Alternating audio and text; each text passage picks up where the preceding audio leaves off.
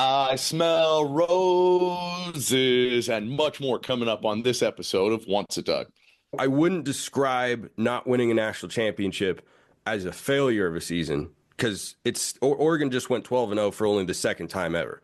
Like, they have already had a great season, but Oregon fans are not in search of a great season. They're in search of the dream season. All that and more coming up on Once a Duck. Where's your favorite place to take college game day? And I say every time, Eugene, Oregon.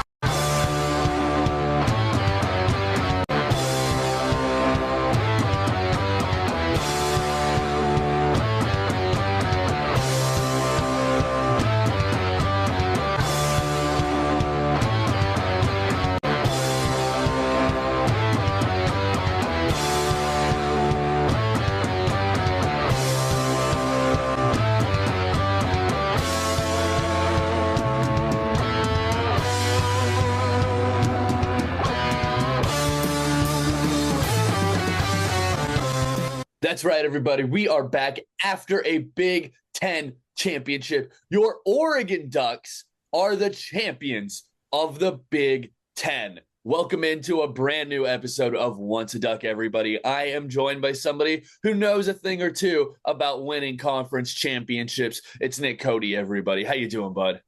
Well, thank you very much, Sam, my faithful co-host.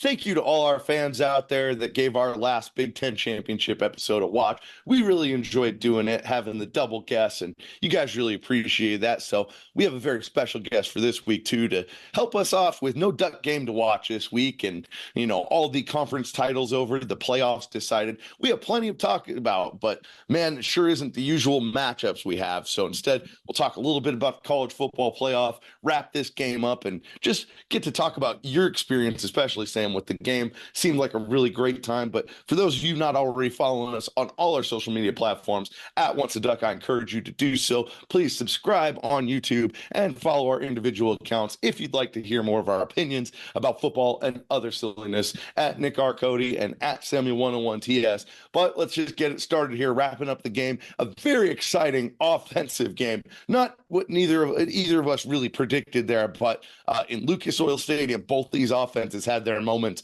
with the Ducks coming out early and often and then coming out on top. Sam, what was the experience like? Man, what a fun atmosphere that was for a game, first and foremost. Let me just take you through that day a little bit, right? First and foremost, and I suggest everybody do this if you get the chance, hit the Christmas market before the game. That was a good time right there. Had to be able to go get myself a spiked hot chocolate and all that kind of good stuff that you get in those cool Christmassy kind of atmospheres this time of year. Game focused, though. Man, what a great time it was. First and foremost, heading over to Lucas Oil Stadium. We're going to hear a little bit more about it later when our guest joins us, but was able to check out the convention center, the fan fest that they had set up. It was so much fun. They had the bands performing. They had some special guests involved, all kinds of games you could participate in. Was I playing some games that were designed for little children? Maybe I was, but it was a heck of a good time, and I was glad to be there. So much white and blue walking around, so much green and yellow walking around. A really, really good atmosphere. And then, man, once you got inside that stadium, that was just – there are some buildings that were built and football gets played in them, and then there were some buildings that were built for football to be played inside of them. This is one of those buildings, man. What an atmosphere. What a great spot to check out a ball game. Lucas Oil, great facility. By the time you got in there, man, what a ball game it was. So much fun, such an offensive battle. I know neither one of us expected that. Going to halftime, we were sitting there. We already had 31 points on the board. I was thinking, man, Nick and I were both already wrong. This is already getting out of hand. And the scoring didn't really stop. Each team got a couple more scores before the end of that ball game. It was such a fun one, Nick. The atmosphere was unbelievable. The vibe was unbelievable. The Penn State fans, the Oregon fans, the cheers and the boos going back and forth. And my God, the Oregon football team might not have been the prettiest, but they came out, they played the type of game they needed to play, and they got a win. How did it look for you, though? Oh, man, it was a lot of fun. Took the night off from comedy. As you guys know, a lot of these Saturday games, especially those 5 p.m. kickoffs that really kick off at 5:30. I've been having to watch the second half kind of over again, getting to miss those. But nope, took the night off and was going to watch this one all the way through. And I am so glad I did.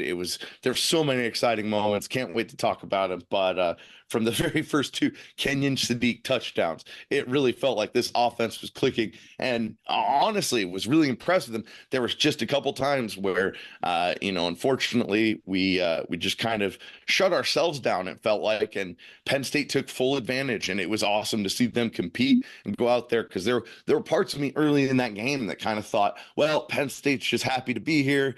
They're glad that they get in the playoffs finally. And that certainly didn't end up being the case. That team had a lot of heart, and it was a fun game to watch, and especially capping off the night of all the title games, kind of getting a lot of the attention after that Georgia-Texas game was so low scoring. I think everybody was really, really entertained by that Big Ten title game, and overall becoming the first 13-0 team in Oregon history, surpassing the 2010 team that played Cam Newton in the national title game. And man, to just think, 3 more to go, baby. But one game at a time. Still got to break this game down. But it is so awesome to see that we are not only a number 1 seed, but we get to go play our first playoff game in this new era in the Rose Bowl, Pasadena, California. If you can't see it on the shirt, the last time we went, you and me, Sam, it was a fantastic time. And you know what? This team, what I really loved is Oregon's really felt like, man, if we could get to the Rose Bowl, chef's kiss. This team was happy to celebrate this season, but it did not feel like the end goal was the Rose Bowl. It feels like job ain't finished yet, and they look forward to the next opportunity. Celebrated this moment, but this feels like a team that definitely has the national championship in their sights right now. Well, as you said, Nick, there will be 3 games to go before Oregon can officially say that, but they are in the playoff. They are the number 1 seed in the country. They are preparing for a Rose Bowl in which they will take on the Tennessee Volunteers or the Ohio State Buckeyes, depending on who wins that December 21st matchup in Columbus, Ohio. As for this game we just watched, though, Nick, what a ball game it was. Penn State came out and they threw the kitchen sink at Oregon. They did just about every single thing they could. Oregon had one of the most physical matchups they've had all year. The offensive line, they had to deal with one of the best pass rushers they're going to see all season long. The defensive line, they had to deal with one of the best, most cohesive offensive line efforts I think we've seen Oregon have to deal with all year. Tell us a little bit about what you saw from that battle in the trenches on Saturday. It seemed as if both teams were throwing haymakers. I want to hear what you have to say about it. Yeah, I think it's also a good way to start off our guys of the game segment, because I'm going to start it up front with Josh Connerly Jr. and Johnny Cornelius. Those guys overall, I think they had heard the hype all weekend hey, they've got to be able to stop Penn State from making Dillon Gabriel uncomfortable. And Dillon, played a really, really solid ball game. I think he was 23 33, something like that. 22 of 32, but yeah, same, yeah. 22 of 32. But yeah, basically, they were not able to get the type of frustrating pressure that I think that they were hoping to get, and to stop, especially early. They were unable to stop the Ducks, certainly on a couple of those first drives.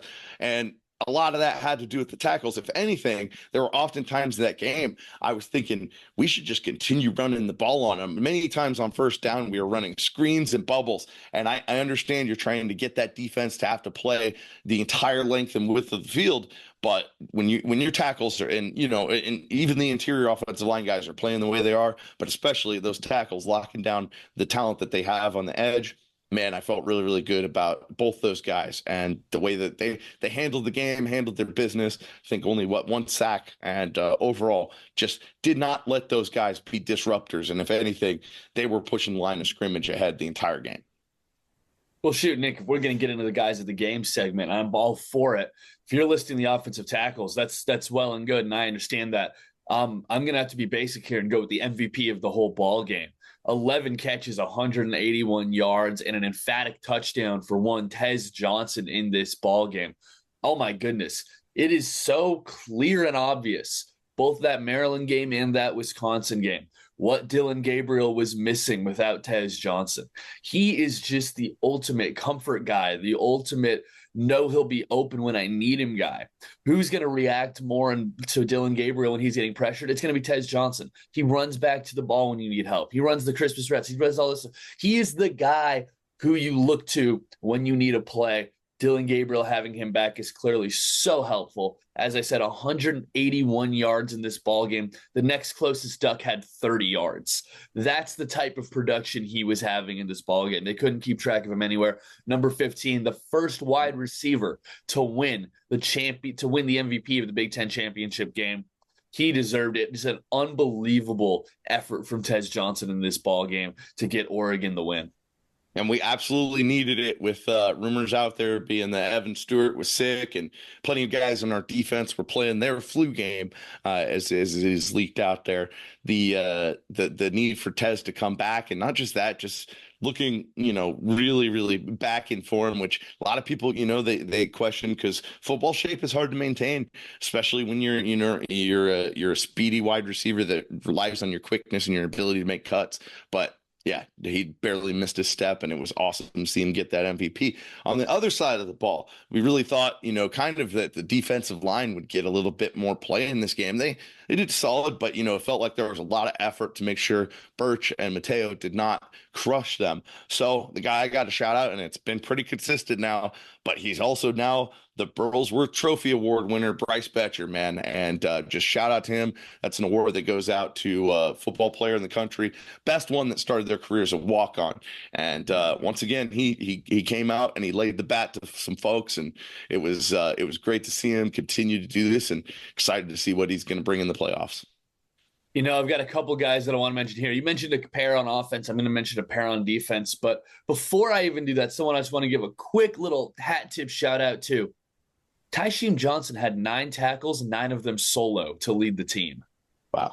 What a day from a guy when you needed one. He's been somebody who's been kind of all over when you need him there. He's shown up in some games, but to have 9 tackles, all of them by himself, he's coming from that safety position, so they're going to be in the open field. Impressive stuff there from Tysheem Johnson. But who I have to go with? I have to go with the guys who we'd been saying, hey, I wonder if they're going to get involved and get a pick here anytime in these next couple of games. Those Oregon cornerbacks finally came through in a huge way in this one. Dante Manning and Nico Reed, as we saw a couple claims out there that they might have been under the weather for this game, still came out and did what they had to do. Obviously, Dante Manning, a guy who's had really an interesting ride at Oregon, right? Came in as a highly touted recruit, a guy who a lot of people thought was going to be an instant impact kind of guy. And then sort of had maybe a hard time getting on the field, at least for the first couple of years. Seemed as if he was having a hard time really gelling with exactly what Oregon was doing. But throughout the end of last season, he seemed to come on. This season, he's gotten better and better. And my goodness, having a huge interception there in the red zone that quickly led to an Oregon touchdown, a massive play there. And then Nico Reed, unbelievable play running down the sideline late in that game. I got to tell you, Nick, there's a lot of times where I feel like I'm screaming at Oregon corners to turn their head around. One of them finally turned their head around, made the play of the day on defense. A guy like Aller, he can go make some big plays. He made some big ones against Oregon. He can also make some plays that are going to hurt you, and interceptions like that are the best possible example. Nico Reed being able to take advantage of that. Just so great to see these Oregon corners, especially a pair of guys who have maybe not always heard the most positive things being resonated from the stands or from the social media sphere about them. Being able to see those guys go make big plays was awesome.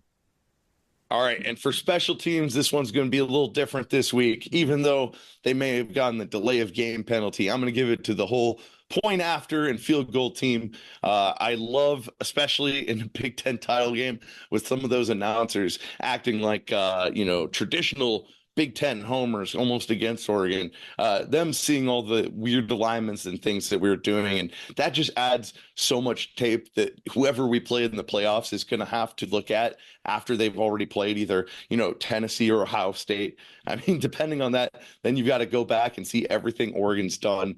It's going to be that much extra time. You have to go and figure out how you're going to match up with it if you're just going to man up man to man.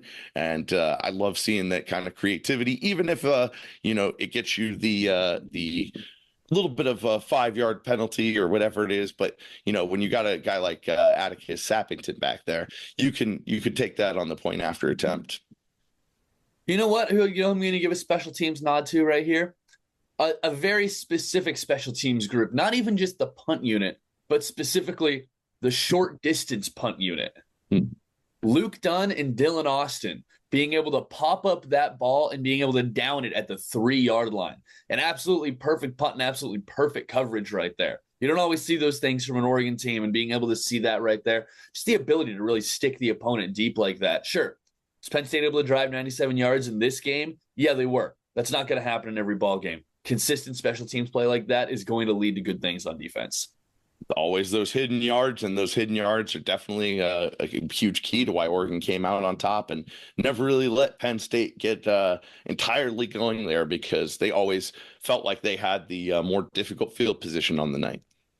Oh, it seemed as if they certainly were. At least Oregon, they were, at least when they were running the ball on first and second down, they were getting enough yards out of it that it seemed as if very rarely was Oregon kicking from deep at their own side of the field. Anytime where there was like a change of possession or a change of field position, it seemed as if Oregon was doing at least a better job of sticking Penn State deeper than not. That's something you're going to have to see, whether it's in the Rose Bowl, whether it's anytime afterwards. Those are going to be the plays that matter.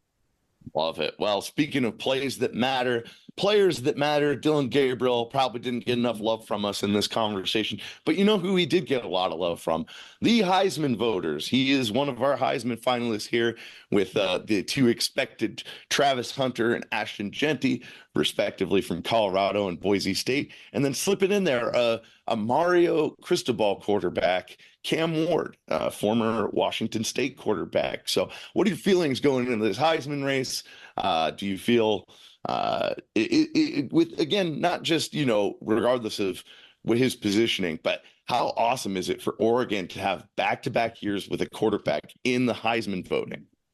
Well, that's huge. You love to see Oregon be able to get that recognition, especially a position group that does as much as the quarterback position does, has as much going on with it, and has the same amount of, historical relevance as it does at the University of Oregon. That's always a good thing to be able to see.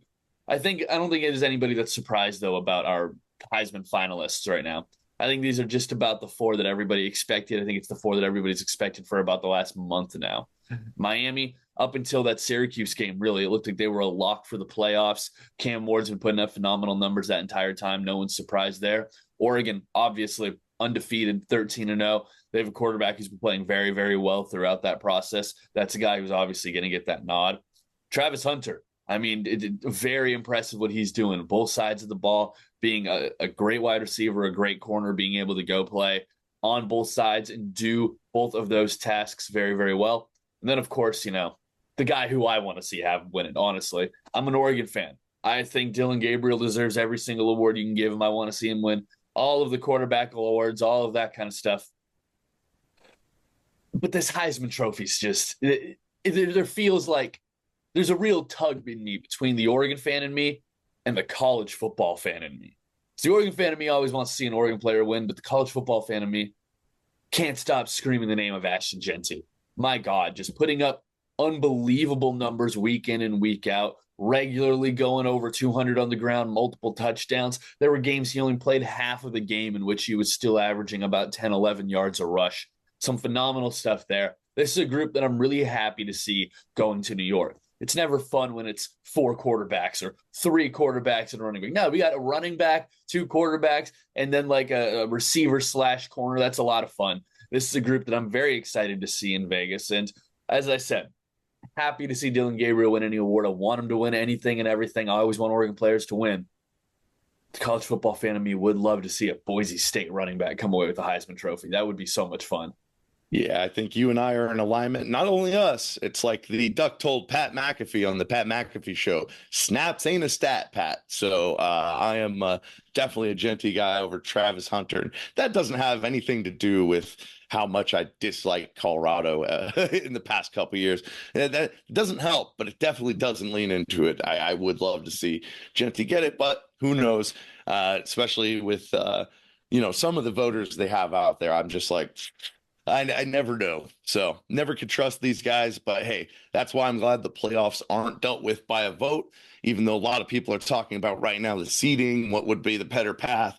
We had already talked about this last week, and you know what? Doesn't matter. I'm excited, especially knowing Ohio State and Tennessee have the possibility of beating the crap out of each other before we even see them. And again, looking at the playoff spots that they have for this first round, I mean, imagine being one of these teams that has to go to Penn State or has to go to the horseshoe. I mean, right there in January or New Year's Eve. I mean, that's or no, it's going to be December, huh? December 21st and 20th. I believe, the all Indiana game is going to be the 20th, and then the 21st will be the other three. No, Notre Dame and Indiana, and then SMU going up to Penn State. That one, I mean, who would have predicted that at the beginning of the year?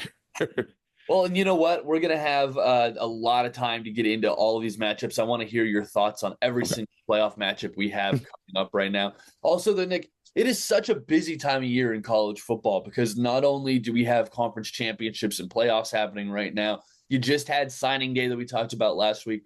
The portal just opened up this week. That's all happening. There's so much going on all at once right now that I was thinking we need to bring somebody on this show who's going to be able to give us a little bit of perspective on both of those things, on all of those things, on everything going on in this wide world of college football. And I'm so excited he's going to join us here in just a few minutes. Before that, though, Nick, I just have to ask you, do you have any final thoughts here after your first full season as a fan of Oregon in the Big Ten? You've seen the matchups. We've gone to many of the road trips. Got some fun ones coming up next year to experience for the first time. But after 1 year as a Big Ten member, at least football-wise, how does it feel? I mean, first and foremost, I just want to thank Coach Lanning. It's been everything that he'd promised to the alumni in that Zoom meeting a couple of years ago when he took over. And I still can't believe just it never happens the way you expect it to.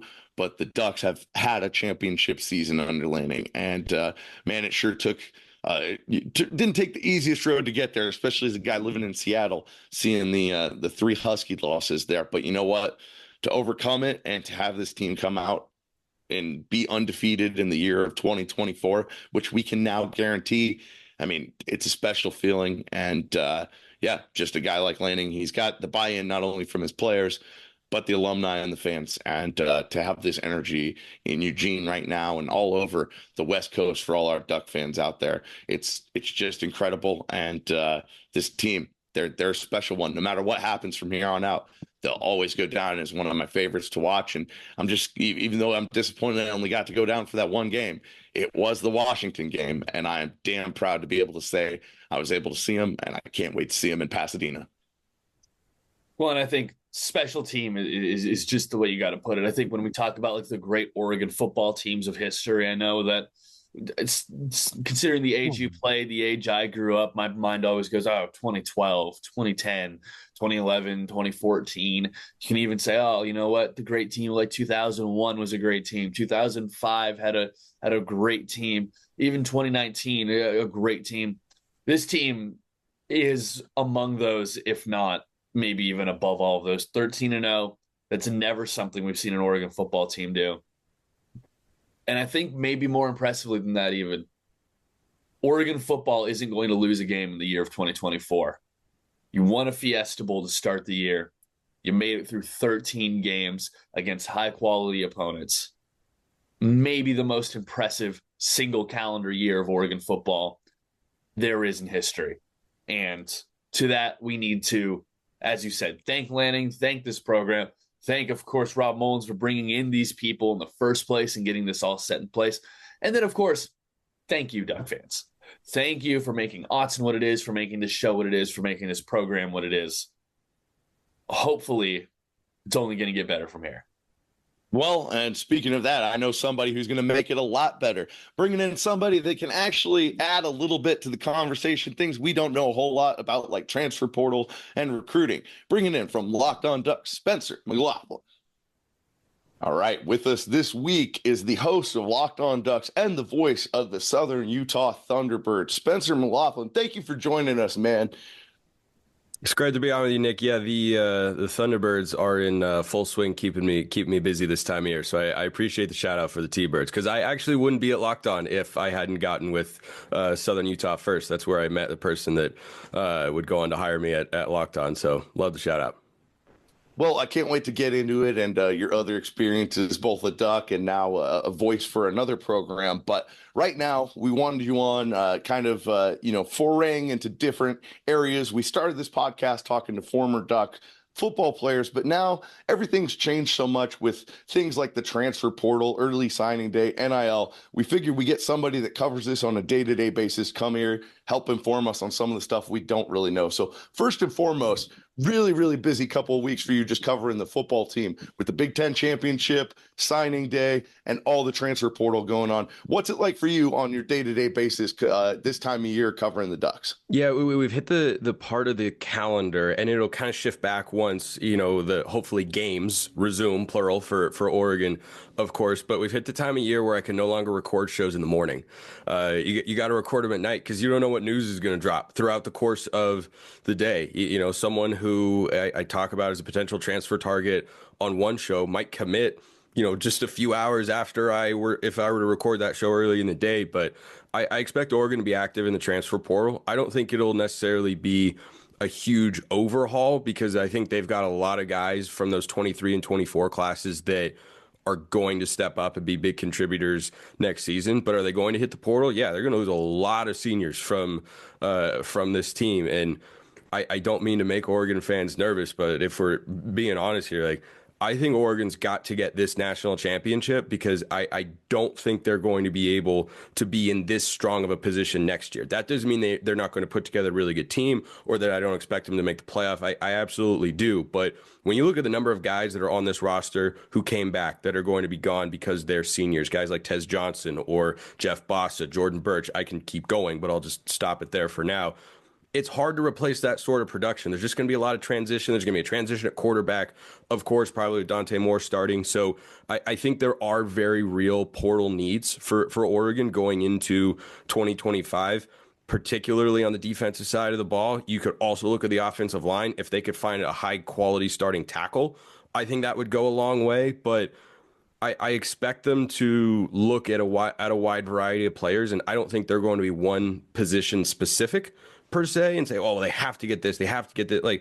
They could get this. They could. That's kind of how I look at it. They could go and get more defensive linemen, or they could rely on the guys they've got on the roster. They could go and get some. I think DB is probably the only one where I'd say they need to go and find a starter there. But I'm fascinated to see how the coaching staff treats that dynamic. Who do they view as a young up-and-coming player that's a past recruit as ready to start on a championship level team, and who do they view as, or what position groups do they view as, no, we need a guy who we know can start and succeed at the college level? Spencer, there's a lot to get into with this team, especially with building for next year, but we're still in the middle of a playoff swing right now. Oregon, they just won the Big Ten championship game. You were there in person. You were able to witness that one firsthand. Walk us through what that game day experience was like in Indy, what they had set up for the fans, what you were able to explore, and then just the game itself. Yeah, it was great. I thought the Big Ten fan showcase that they had was awesome. They had, features on every Big Ten school, and they had a uniform dressed mannequin, and then little tidbits kind of about things like the mascot or the stadium or how it came to be, like diving into the history a little bit. And then they had a bunch of fun areas for fans to go, things like a place where you can kick a PAT, or you could have a diving catch onto a giant inflatable bouncy square thing. Like they had all sorts of stuff that I think was great. And to go to that, you just had to have a ticket to the game. You didn't have to pay extra to go to it. So that was really fun. And then I met up with some friends who I've gone to Oregon games with since I was a kid at a bar. And then I went to the alumni tailgate, and that was great. And saw a bunch of people I know there, and some people who knew me, but I didn't necessarily know them, and that's always a fun feeling. And Oregon fans are just awesome. Like, they're just really, really great. And I mean, the energy was palpable. It was definitely different than last year at the Pac-12 title game. That's because of the 12-team playoff. I think if you'd had a 14 playoff, it would have been that way this year as well, because there wasn't that urgency or that angst amongst fans of got to win this one. The thought in the back of all of our minds is, well, if you lose, you got to play an extra game. but that game's going to be at where Sam's background is at Autzen Stadium. Like, I wish anybody good luck going in there and beating this team. And then your second round game would be against Arizona State. Well, that's not the worst quarterfinal matchup necessarily that you could have. So I think it was more about, the sense I got amongst Oregon fans wanting to send a statement to the Big Ten. And I think they sent that statement pretty clearly. Year one, they come into the league undefeated, and you didn't just coast through an easy schedule. I think there were favorable aspects to it, but you beat Ohio State, you beat Michigan, you beat Wisconsin, you beat Penn State. Those have been the Big Ten championship game regulars in this league, and Oregon comes in year one and beats all of them, and they didn't always have their best day in any of those particular games. I think Michigan was probably the most well-rounded game that Oregon played of the four, but it was definitely exciting, but there's still, I think, was that business mentality for Oregon fans of, okay, got it done, number one seed. That's great. That's awesome. That's a state. That sort of stuff is good. But everybody knows where the ultimate goal is here. But I thought it was a great experience. The crowd was awesome. Penn State fans were great.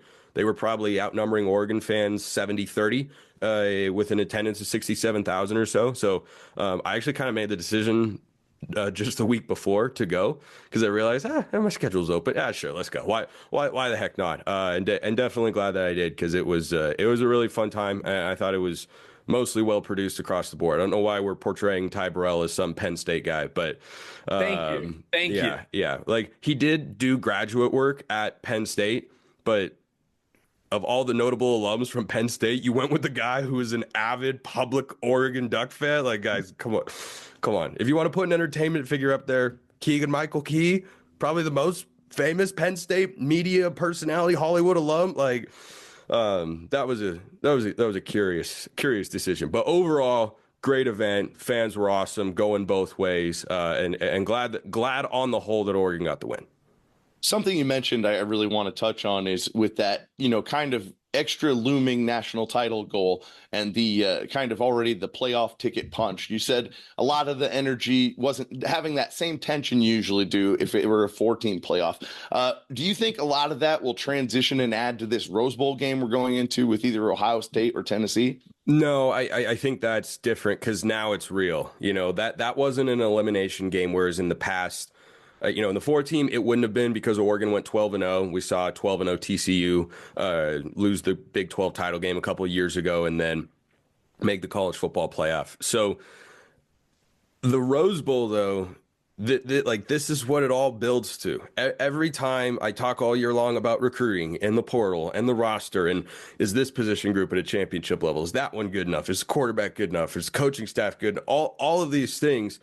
And I've talked at length since June and July, really, that, hey, yeah, this team can do it. This team could do it. Now you're here. Now you've got a chance. Everybody's looking up at you, and there's no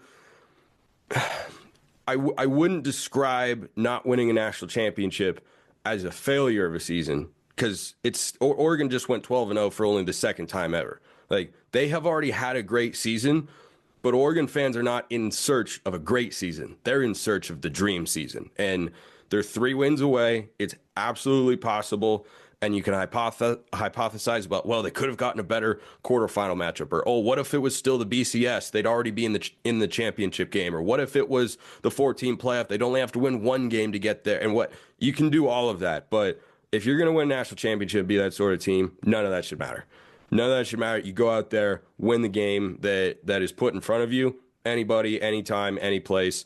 And I think that Oregon fans are definitely going to be nervous going into this game. I think they should be. Because this is not a fluky run to an undefeated season. This is a team that can win a national championship. It's not the only one Oregon's ever had that can do that. It's not the only one Oregon ever will have to win the national championship. But it is a real, legitimate shot. I'd say in my lifetime, it is one of the 3 best chances, along with the other 2 teams that went to national championship games. And I think you could pretty readily make the case that this team on paper, which we know is not where games are played, has got a better chance than the 2010 team. Like that 2010 squad, in a lot of ways, punched above their weight, hanging around with Auburn in that game. That's one of those games where I think you'd hear pundits talk about, or you did. I remember hearing pundits talk about, well, Oregon can't match the physicality. Oregon can't do this. Oregon can't do that. And they weren't able to run the ball. Oregon did not run the ball well in that game. Nick Fairley won it. Cam Newton did not. So this is not one of those games because there's no team in the entire country that if Oregon plays well, they can't beat. Whereas in 2014 even, Oregon didn't play poorly against Ohio. Ohio State was just better. They were just a better team that day. And you look back and go, okay, that's okay. But I've watched a lot of other college football teams this season. There's nobody that Oregon cannot play to that level of. In 2022, Oregon was really good. We saw in week one, okay, not a national championship level. Sure, they got better as the season went on, but they're not at that sort of level here. So that's why I think there's going to be a palpable excitement, but also nervousness for Oregon fans because this is not a fake opportunity. It is a really, really good one, as good as Oregon has had, and you'd love to see them pay it off. We mentioned that Rose Bowl game. Oregon, they're guaranteed to play the winner of Tennessee at Ohio State, which will be happening on December 21st here coming up in a couple of weekends. The question I have for you, Spencer, how do each of these teams match up with Oregon? How do you think those kind of games would be? And then if you had to give us at least some kind of a prediction now, which matchup do you think we will see in that Rose Bowl game? Yeah, I see my instinct there is, well, Ohio State's not going to lose at home. Go back and listen to some of the things I said going into the Big Ten title game, guys. I tell you what, I was defiant that Ohio State wouldn't lose that game. Still can't believe that they did. And this is not the same Buckeyes team as October 12th. It's still a really good one. I think what you've seen with Ohio State is an adjustment of their floor. Their ceiling is still really high. Because I know that Will Howard is not a Heisman Trophy finalist like Dylan Gabriel, but I didn't think that going into the Oregon game. I didn't think that coming into the year. I thought Gabriel is better. Guess what? He is better. I still know that he can make those throws. I still know those wide receivers are good. The ceiling on Ohio State hasn't really changed. The floor, based on the Michigan game, has. So I'm very interested to see how that matchup in particular plays out because that Ohio State offensive line is beat up. And this Oregon defensive line, which just had their worst game of the year against Penn State, is number one going to be ticked off and number two going to be absurdly rested by the time January 1st rolls around. And if Ohio State's offensive line, which got beat up a bit, or at least Oregon's defensive line, I felt won the battle on the whole on October 12th, if they can't hold up against that Oregon front four, then you've got problems. So if Tennessee starts pushing Ohio State around, then the Buckeyes are not as scary, but I still look at those wide receivers and say, those guys are game changers. They're absolute game wreckers across the board. For Tennessee, I'm not going to say bullish on the Vols, but I have been singing their praises on Locked On College Football quite a bit because their defense is sick. It's super, super sick. I think Georgia at home is the only team to score more than 20 points on them this season. Like, they're really, really good. James Pierce is a high-level defensive end who's going to be a first-round pick in the NFL draft. But then conversely, Oregon just played a first-round pick in the NFL draft, and Abdul Carter, Dylan Gabriel was sacked one time. And Oregon, I don't think, had a running play that went behind the line of scrimmage. Someone can correct me if I'm wrong on that, but I'm pretty sure I'm right. So that's kind of what I'm interested to see is how does that Ohio State offensive line hold up against a legitimate front four in the Vols? And then for Tennessee, can they throw the ball like they did against Vanderbilt? Vanderbilt got 20 points on him at the end of the year, but Diego Pavia is God. So what do you expect? The Vols can run the football. Like Penn State just went all over Oregon State. Tennessee will line up and they will give it to Dylan Sampson 30 times and let him go for 250 yards if you don't stop him. The trick with them is, can they throw it? When they can win the national championship. When they can't, their offense is pretty flat.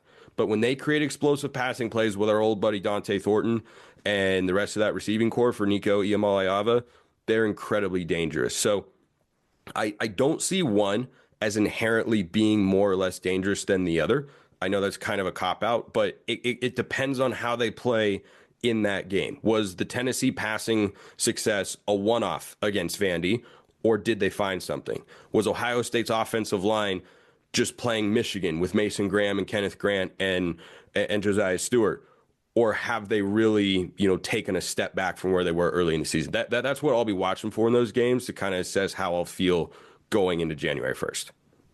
Well, one thing, this has not only been a legendary once of a lifetime season for the Ducks, but it also just signed a once in a lifetime recruiting class, top 5, no matter where you look at it. One thing I've really noticed that's changed since back in my day is we really felt lucky if we could get like half of our freshmen to come in early for the summer. Now it seems like the expectation, if you're a top level guy and you want to play early, you get in that early enrollee in the winter, you graduate early, and Dan Lanning's been fantastic doing it. What have you noticed about just his recruiting efforts and getting guys in and getting them adapted so early so that they not only have the physical year-round impact of training, but also the buy-in into the culture? Well, I think not just the winter is, an expectation for some, but the spring is an expectation. If you're a freshman or a high school senior about to be a freshman and you're not there for the spring game, there's about a 0% chance, it seems, that you're going to be able to see the field in 2024. So I think any freshman that's played for Oregon the last couple of years has appeared in the spring game, because you get in the weight program and the eating program and learning the playbook and adjusting the college game and all those sorts of things. But I just keep going back to what Scott Frost said a long time ago about recruiting to Oregon, and well, it's hard and we're so far away and you can't do this. And I look at what Mario did and what Lanning's doing, I'm going, I think you just didn't want to recruit there, bub. Like this is going pretty well. And the number of guys that Oregon is pulling from anywhere in the country is awesome. And I don't think it's like anything we've seen before. I do want to give Mario Cristobal and that staff their flowers, because I think they started it. They had what was the hashtag, like the Cali flock or the soak. There was some movement that they flew around, and Kayvon Thibodeau was like the crowning jewel of it. But if you look at how Mario and company over 4 years recruited the Southern California area, they went into USC's backyard, slapped them around a little bit, and took all the best guys that normally would have been Trojans once upon a time. So that shifted, but that has maintained being the case, where you've got defensive players. And yeah, I know they got Jakeem Stewart and paid top dollar for him, and Oregon's paid top dollar for other guys as well, like Dallas Wilson or DeCorian Moore. But what I think I'm most impressed with is the recruiting versatility of this staff. There is not a position group that they can't go get a super high-end level guy. There's not a single one. They're at least in on, as a Final 2 or 3 school at any sort of position group, but they are getting all sorts of these kids. You go back to the first, I think, major win that Lanning had was Josh Connerly. That was under a different offensive line coach. How are they recruiting the O-line? Really well. How are they recruiting receiver is the most crazy.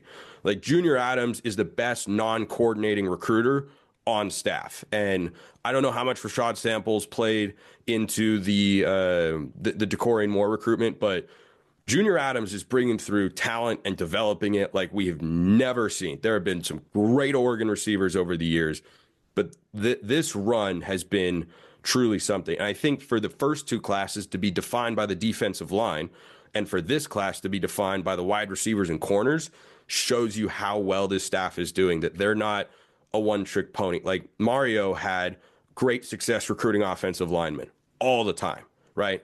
Everywhere that you looked across those recruiting classes, there were always offensive linemen that ended up being great players for Oregon. That was kind of his specialty. You'd say that the specialty for Lanning is defensive line with Tosh Lupoy there, but then you look at this recruiting class and you go, it's kind of light on the defensive line. Like, there aren't a ton of names there, but what do they need? Receivers, corners. They go out and get them, I think, because they feel like they're going to keep those defensive linemen, and because they know that they've got plenty of talent already in-house up front, and then you beef up the corners or the secondary and the wide receivers a bit. So, yeah, it's hard to not be impressed. I would have been fine if he hovered in the 10 to 15 recruiting range. I think he could still do but the fact that he's taken the standard that Cristobal set and elevated it has been really, really impressive. Spencer, we don't want to take up too much more of your time right now, but one thing I do have to ask you, we mentioned portal a little bit at the very beginning of this. Obviously, the portal opened up earlier this week. You mentioned defensive back as a position you would like to see Oregon go out and get something done. Are there any other position groups that you think Oregon will attack, should attack? And do you think there are any big names out there? We know Duck fans want everybody to come to Eugene. Are there any big names that you think might be leaning that way? Yeah, offensive tackle. I mean, unless you can throw I don't know, $1 million, which is might be what it takes to keep Josh Connerly. Like that, like Cornelius can't come back. He's out of eligibility. He's going to the NFL. Connerly continues to generate more buzz, at least online amongst the scouting community, every single week that it seems. And at least one guy, I know Penn State fans didn't, but shocker there. One guy liked his performance against Abdul Carter a lot and Abdul Carter not having a sack, even if the officials missed a hold or two. That's pretty crazy. And there were a lot of times, I think they've done it before, but like they moved him around in the game, I think because he wasn't having any success against Cornelius and Connerly. So if you could pony up a lot of NIL dollars, I do think Josh Connerly would be worth it. Because having that much turnover on the offensive line, which has been so big to Oregon's success, and Nick, I'm sure you love giving the offensive line a shout out every chance you get as someone who played that position. Like it's going to be tough. So the problem is there are not a lot of great tackles in the portal because typically those guys are not concerned about getting the ball, so they're not going to leave because they aren't playing. And if they're not playing, it's probably because they weren't good enough to start per se. And number two, just like in the NFL, I suspect that that's a very well-paid position in the NIL era. So it's tough to find. Maybe they feel like they have two good tackles on the roster who can step in, but I'd look at offensive tackle. I'd also look at linebacker. Betcher's done. Boss is done. Justin Jacobs, I believe, is also done. I don't think he got a medical red shirt after not appearing in the first 6 games last year. I don't think he got one. So that's one where they have recruited that position. So maybe they feel like the young guys are ready. But a portal got Connor Soley, who's also, I think, not on the 2 deep, but maybe on the 3 deep. He's also done after the season. So those would be the 2 spots in addition to secondary members where you're going to lose. I think you're starting 5 guys, which is a lot. That's a lot. Like those are the obvious ones, but I think tackle and linebacker are spots where a transfer that can come in and start right away could make a lot of sense. Because I like Devin Jackson, and I think he'll be one of Oregon's top 2 linebackers next year. Does that mean he automatically turns into an all-conference player? Maybe. Like maybe because he's behind Bryce and behind Bossa, he just needs that opportunity. But he also got passed by Bryce on the depth chart because Betcher was better. So I think he's a lot better as a number 2 than he is as a number 1. So that's a spot. But again, how many high-end linebackers go in the transfer portal? Not a lot. Like the portal is mostly quarterbacks, wide receivers, defensive linemen. Those are easily the most abundant positions. Oregon's got quarterbacks. Oregon's got defensive linemen. They could take one, but I don't know that they'd take multiple. And Oregon has got plenty of most things, frankly, but they got plenty of receivers as well. Maybe they go get Jonte Cook from Texas. That could make some sense, but tackle and linebacker would be the spots I'd highlight. Yeah, definitely. And that's a great transition. I'd like to announce to everybody I'm applying for a COVID year, and I'll be in the portal, and I'll work in the low 6 figures, baby. Come on, make it work. If Cam Rising is still playing college football, Nick, I don't see why not. Like, how many years did you actually play at Oregon? 4 out of 5, but I got a 6-year in there. Only 5. Yeah. No. See, he needs a 6th year NCAA. Figure it out. Exactly. Well, with that, I wanted to at least touch upon something I thought was really awesome. I always enjoy catching up whenever I hear you on the Bald-Faced Truth or catch you in Sports Chat 503. It's always good to hear what you're doing. Just tell our fans out there what it's like doing the play-by-play for Southern Utah and how you got to that position. Yeah, I started doing. I did some Laker broadcasting at Lake Oswego High School. Go Lakers! For a couple of years, and actually wasn't planning to do that in college. And then after my freshman year, I thought, okay, I've kind of settled in, found my friend group, gotten used to the environment, whatnot. Like, that'd be a fun, extracurricular activity to do. So I got involved with a student radio station, which was just starting up at sports broadcasting at Santa Clara, where I went to school. And then I did that for 3 years. And before my senior year, I interned at Root Sports and saw how doable it was to work in the sports industry, even if it wasn't doing announcing right away. And so decided to pursue that. Went to Eastern Oklahoma State College and did radio, TV, play-by-play, and sports talk for a year. And then through a friend from Lake Oswego, got to Southern Utah, got to Locked On. And, I started just doing a couple sports for Southern Utah, and they quickly asked me if I wanted to do all of them, which was kind of my long-term plan when they first offered me the role to just call 3 sports and help out with others. And that happened quickly, and it's so much fun. Like I do all the home games on ESPN Plus. I traveled football to call the games on radio, travel to a couple basketball games as well, but mostly I get to stay home during basketball season, and football is traveling a lot. And Nick, those road trips are very long. They can be long days and long nights. They feel a lot better after a win. The plane ride back from wherever we've been is a lot more enjoyable to be on when you've picked up a win, particularly in conference play. But it's a blast. I mean, it is so much fun, and definitely keeps me busy during the broadcast season. I of course do the pods all year round, but yeah, I love it. Basketball is my favorite sport to call, so I'm glad that we're in the basketball realm. It's just the one I've done the most, and where you feel the crowd the most, and it's an absolute blast. And I love being a part of SEU.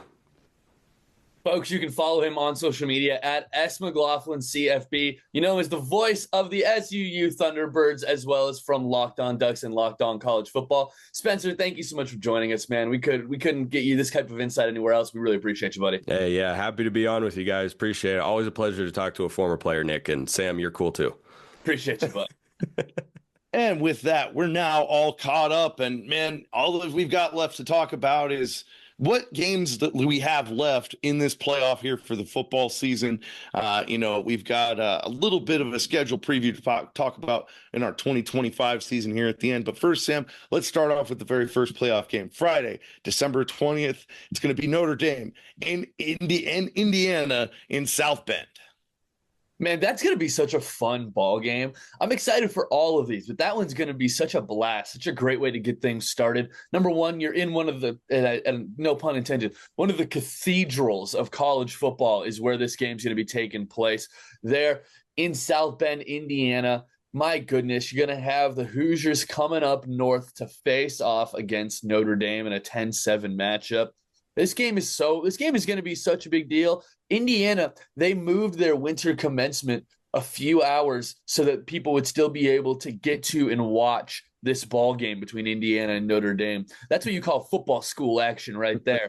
Good work, Hoosiers. You love to see that happening. This is going to be such a fun game between how Notre Dame likes to run the ball and play defense, and like how Kurt Cignetti likes to get his team playing, running the ball, being able to take advantage of the edges, being able to have fun out there.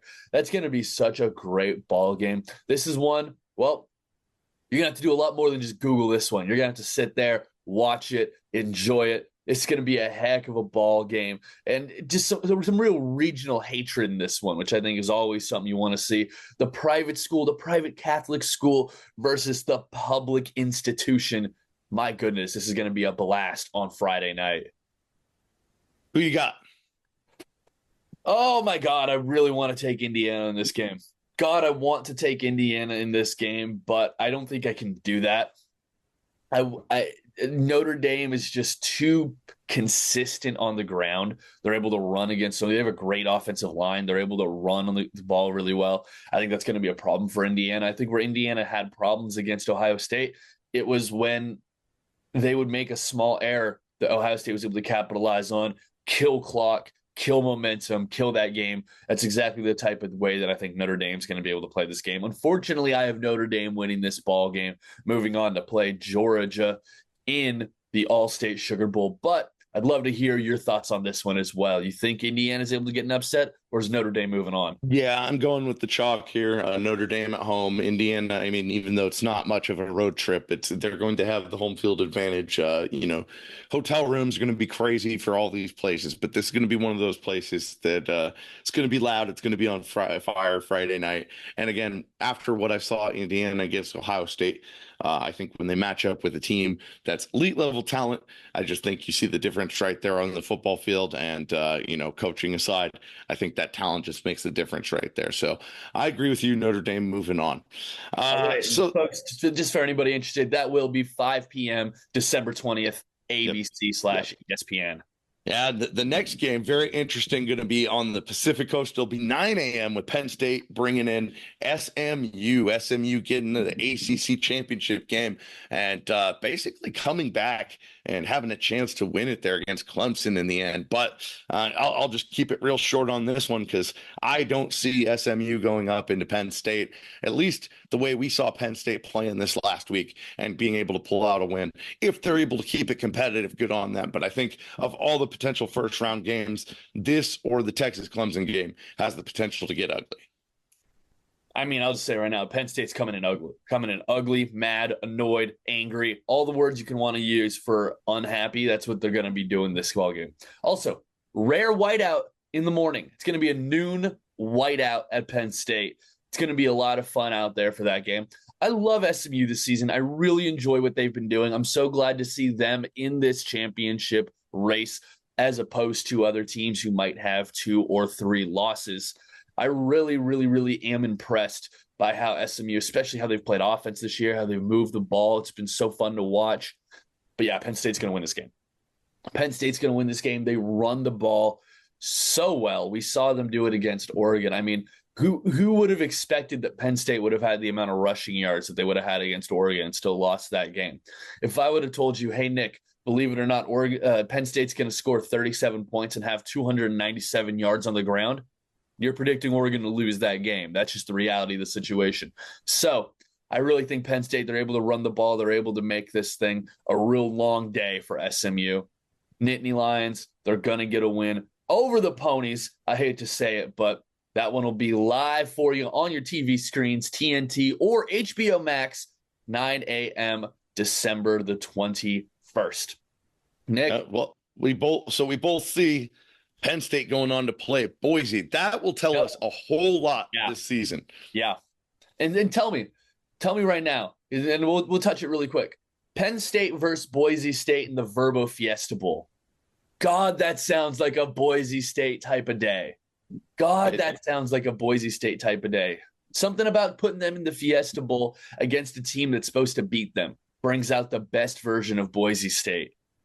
You could tell me the season was scripted, but as incompetent as the referees have been, I wouldn't believe you.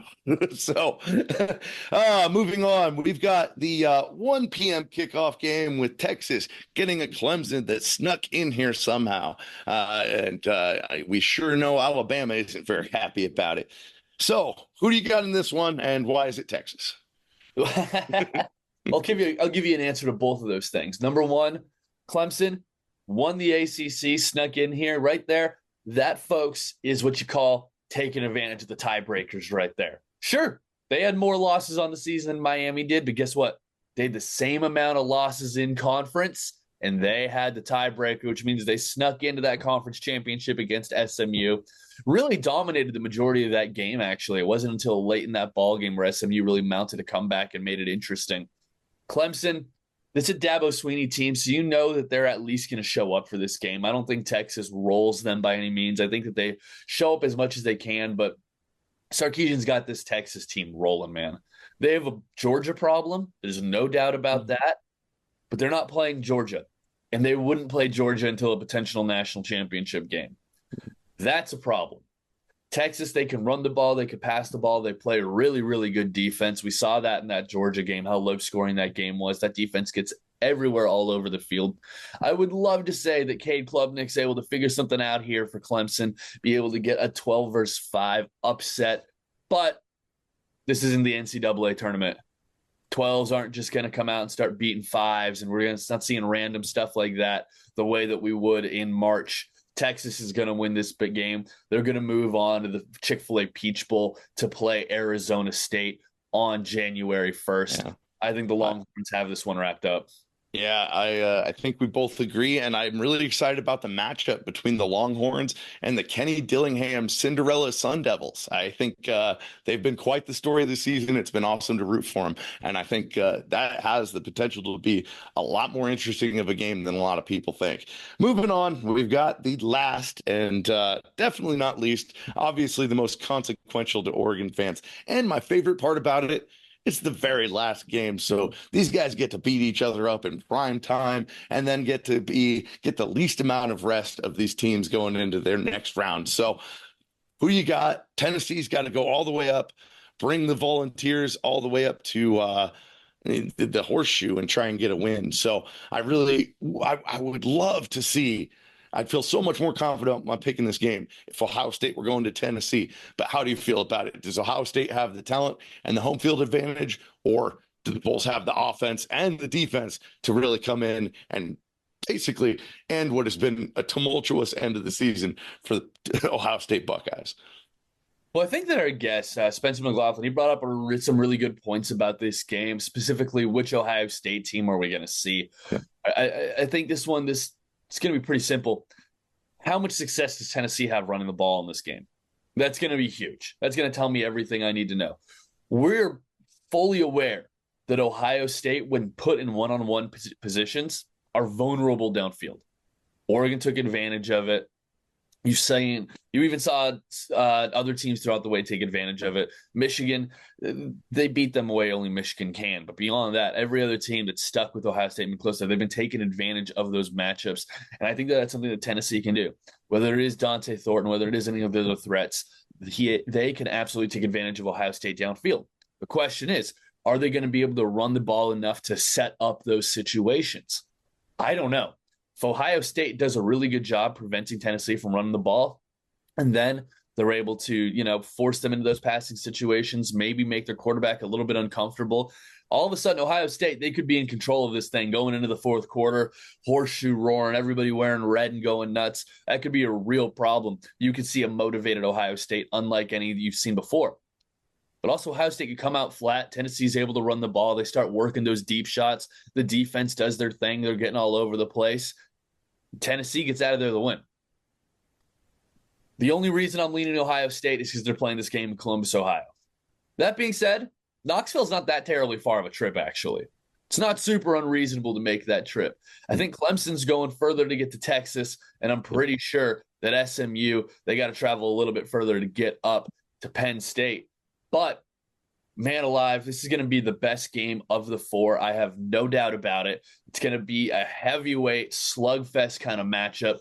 Give me the Ohio State Buckeyes for a classic Rose Bowl matchup between a Big Ten power and the current Big Ten champions, former Pac-12 power, Oregon Ducks. I think we're going to see chalk all the way through this one. I think you might see some complaining along the way. Well, why are we going to have so many teams if only the better ones are going to? This isn't the year for that. Trust me, there will be upsets. We will see those years coming. There could be one right here. I wouldn't be surprised if Indiana sneaks away with a victory. I could see Tennessee sneaking away with a victory. But if you're asking me today, I do have to go chalk. Well, let me say not so fast, my friend. This is the game where I'm going to go ahead and say you said something there that really caught my ear. I thought, no, I'm not as confident that this is going to be the best game. In fact, after what I saw in Ohio State as we were there tailgating in the parking lot outside of Autzen Stadium there with T-Rod and all our Oregon fam, one thing I certainly thought is this Ohio State team, there's no recovering from this embarrassment. And I could be wrong about that. I might like to be wrong about that because I'd like to beat them again. But man, I honestly see this at the end of the day, Tennessee coming in and asserting SEC dominance in the horseshoe. And maybe they leave the flags at home, but I'd like to see them singing Rocky Top right there on the O again and just see how Ohio State and especially their fans take that. And if Ryan Day's career survives, if they get a big loss in this game, those are the things that maybe selfishly I want to see, but also kind of where I'm leaning for my prediction, because when I saw the aftermath of that game, I just thought, I don't know, maybe you use that as motivation, but that doesn't feel like the kind of motivation that's going to get you turning things around in just a couple of weeks for one of the top teams in the SEC. Well, Nick, we are in a new era of college football. We have this entire playoff to look at and be excited for. There's going to be so much great action, again, running through those. ABC, ESPN, 5 p.m. Friday, December 20th. That's Indiana visiting Notre Dame. Then the next day, 3 in a row, SMU at Penn State, 9 a.m. on TNT. Clemson at Texas, 1 p.m. on TNT, and Tennessee at Ohio State, 5 p.m. on ABC. This is going to be a phenomenal weekend of college football. Not this weekend, but next weekend. We are so excited to be able to watch it, witness it, and be a part of it. But Nick, before we get out of here, some news dropped while recording this. The Oregon football schedule for 2025 is now upon us. Not to be looking ahead, but we're going to be looking ahead really quick. We're going to go through these games just quickly. I want to just hear a quick thought from you on each of these matchups as I list them off. So, starting on August 30th, the first game of the 2025 season, Oregon will be hosting FCS Power Montana State. The Bobcats will be visiting Eugene, Oregon to start that season. What's likely going to be a first career start for Dante Moore. That's the season opener, Nick. What do you think real quick? Well, if we're doing it real quick, you've got to be real quick too. Come on, you can't be previewing our quarterback already. All right, quick answer here. Just don't pull a UW in this game. Easy answer. Don't pull a UW in that game. Montana snagged them. Don't let Montana State snag you. This next game is one that I'm pretty excited about because I do love a good non-conference matchup, especially one against a team that is, that has the prestige of this team. I like Oklahoma State. That's going to be a fun matchup. The Cowboys coming to Eugene, Nick, on September the 6th of next year. Okay, September the 6th. We've got Mike Gundy and his mullet rolling into Autzen Stadium. We don't know if Mike Gundy's going to be back in Oklahoma State, actually. We assume right now, and I say that because he's got kind of a tenuous situation going on there. And if he is rolling in, this is going to be a game potentially that could get that seat even hotter. Right now, he's already going back and forth with the administration about his contract because they want to pay him a little bit less. And obviously, when you're in Oklahoma State, you're trying to get all the resources you can for that football program to remain and get back to being one of the winningest teams in that conference. So I got to say, big opportunity for the Ducks to go and create some chaos in another conference. 100% there is there. For the first time in 2025, Oregon is going to have to leave the state of Oregon. They're going to have to leave the West Coast, travel east. They're going to be playing a game in the state of Illinois, I believe, for the first time as a member of the Big Ten. This time, they're going to be facing off just outside of Chicago against Northwestern on September 13th. Yeah, and for those that don't know and are planning to make the trip, going to be quite limited tickets. That there's not a lot of space. It'll be very interesting to see what contingent of Duck fans travel, and just it'll be a very unique scenery for a college football game. Man, I'm hoping to be at that one, be on those high school bleachers right on the lake. Oh, that'd be a good time, especially in September. It's not going to be too cold yet for that. Coming home on September the 20th.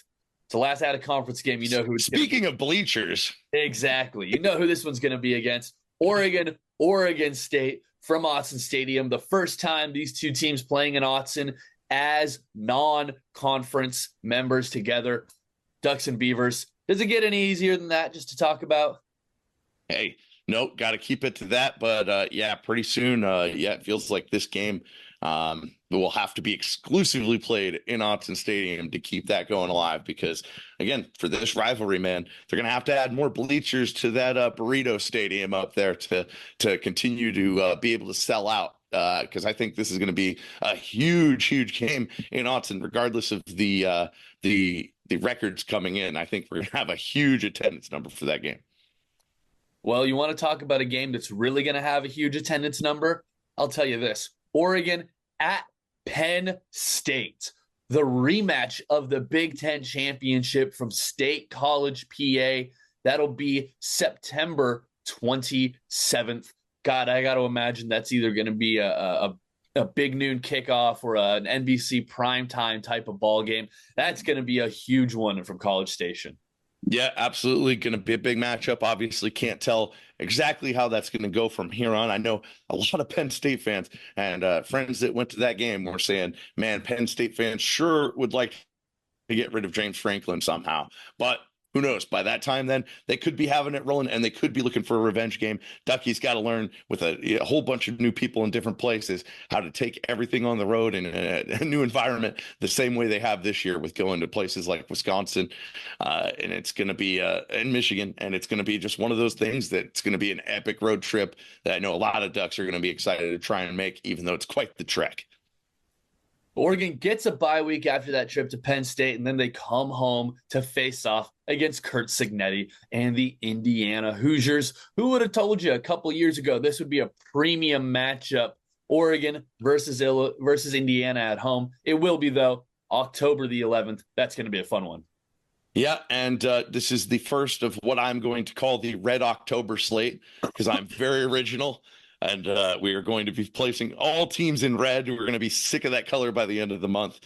Indiana in Autzen Stadium. Who knows exactly? It's exciting to see how this playoff run goes from, and that could be a real boost to their program. I know they just signed that coach, even in his first year, to a large extension. So if he can keep it rolling, that looks to also be potential primetime or game day game type matchup. But looking ahead, you get to go to Rutgers after that. Completely new experience for Duck fans, getting to go out to the East Coast for a game, traveling all the way across. So I'll ask you to keep it quick, Sam. How do you feel about going to the Scarlet Knights? Is that going to be on your list? Well, Red October continues, and I'll tell you what, it would be a lot of fun to get out to New Jersey to check out that ball game. Always a lot of fun to be able to explore new venues, new spots to see college football games, and a spot right outside the big city would be a whole lot of fun to be able to see Oregon take on Rutgers. Again, this isn't necessarily what you think of when you think of a Big Ten football game, but it's one that I'm absolutely excited to see this Oregon team play, much like the game following it on 10/25 between the Oregon Ducks and the Wisconsin Badgers. The Ducks, they've got this string of 3 games sandwiched in between bye weeks here. This Wisconsin game at home in Eugene. This is going to be your Halloween weekend game. That one's going to be a lot of fun. Very much looking forward to seeing those two teams match up. We saw a great game in Wisconsin this year. What are you expecting the Badgers to do when they visit Eugene? Man, I really don't know if I expect it, but I am excited to see how they respond to Shout, because you can't exactly steal from our playbook, can you? So that's going to be an awkward moment there when Shout plays. Anyways, get a bye weeks to start November off, and that's a damn good thing, because then we go to Iowa, which is going to be an interesting matchup. Everybody talks about in the Big Ten. Going there and getting to do the Wave is a great experience, but usually not a great experience for either team's offense. So it's going to be interesting to see if that holds true going into this 2025 season, Sam. Get the punters ready for this one, Nick. It's going to be that type of a ball game. This is probably, I would say, unless Seattle happens to have a real cruel weather turn, this is going to be the weather game this year, probably. This is going to be the cold one, the uncomfortable one. This is going to be kind of the same way Wisconsin was this year. Boy, oh boy, is this going to be an interesting game out in Iowa City, Iowa, between the Hawkeyes and the Ducks. One that I hope to be able to get out to on 11/8. Going to be a fun ball game. Also, the last time Oregon has to leave the friendly confines of the Pacific Northwest, at least until conference championship, playoff, or bowl season is underway. And then, as you mentioned, Nick, Ducks, they're back home after this one. They got 2 straight at home. They start on 11/15, the Minnesota Golden Gophers visiting Eugene. A familiar foe coming up after that. But first, give me a little bit of that PJ Fleck talk. Minnesota coming in to visit Eugene. Well, you said the Iowa weather could be the worst, but, if it rains enough that PJ Fleck has to row his boat to get into Autzen Stadium, you never know. We could, in these 2 weeks, especially would like it, if we get a little bit of that cold, freezing weather when the University of Spoiled Children come the next week. You nailed it right there, because USC Trojans visit Eugene the following weekend. The Trojans, we know what they're about. We get it. We know what SC is doing. Lincoln Riley, as far as we know, he'll still be there. He'll still be in charge of things happening with the Trojans. Love the way this schedule works out, because you're able to end the season in a very familiar way, facing off against some opponents you have some history with, some knowledge of. USC for senior night, 11/22. I don't think that's ever gone poorly. So that's a good thing to remember. Senior night, USC, that should go just fine if I remember my Oregon history well enough. And then finally, 11/29, Saturday, after Thanksgiving, from Seattle, Washington. I have a feeling you'll be there, Nick. I have a feeling I'll be there as well. The Ducks take on the Huskies from Seattle. Yeah, well, again, just got to go back and Lanning's got to get his first win up in Seattle. That's going to be the goal there. And, I'm going to hear about it, but I'm only a couple light rail stops away. So, I'll be there. I'll be ready to take it. And this Ducks team looks going into this season. I mean, this is a schedule. They have another opportunity to take it all, which, is awesome. We have a lot of things to play out, way too soon to make any predictions. But I look at this schedule and I look at it probably even more favorably than I looked at this schedule this year. So who knows? Time will only tell, but sure is going to be a fun time to be a Duck with all these new matchups. And then at the end, kind of having the two West Coast foes that we've really had to battle with over in the Pac-12 years for dominance in recent years. And can't wait to see who comes out on top, Sam. Nick, it is going to be such a fun season in 2025. But before we get to that, my goodness, we have a playoff run to worry about. Oregon, they're awaiting the winner of Tennessee, Ohio State, but we know the next time they play a game will be January 1st, 2 p.m. from Pasadena, California. Folks, thank you as always for listening. We appreciate you having been here all season long from our very first preview episode to start the year all the way until now. It has been a pleasure to have each and every one of you join us. As always, you can follow at Once a Duck on social media everywhere at Once a Duck. You can be sure to like, share, subscribe, follow, review, do all that stuff to make those YouTube numbers go up nice and big. And be sure to reach out to Nick and I with any thoughts or comments you might have. Him at Nick R. Cody, myself at Samuel101TS. Nick, we're going to get another episode in before that Rose Bowl starts, a real Rose Bowl preview episode. That'll be a fun one. Hopefully some great guests joining us on that episode. But until then, do you have anything else for the people? What do you got?